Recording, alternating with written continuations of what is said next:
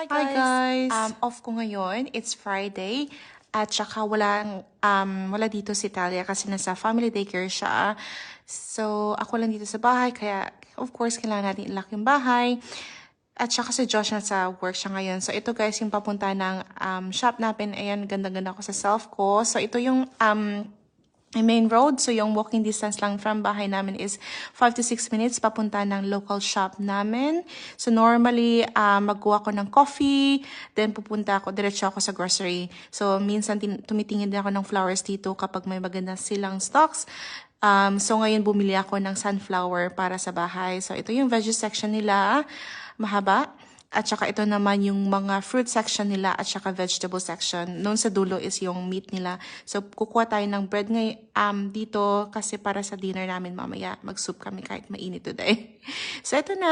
Budget tayo ngayon. So, ito lang yung pamili natin. So, uwi na tayo.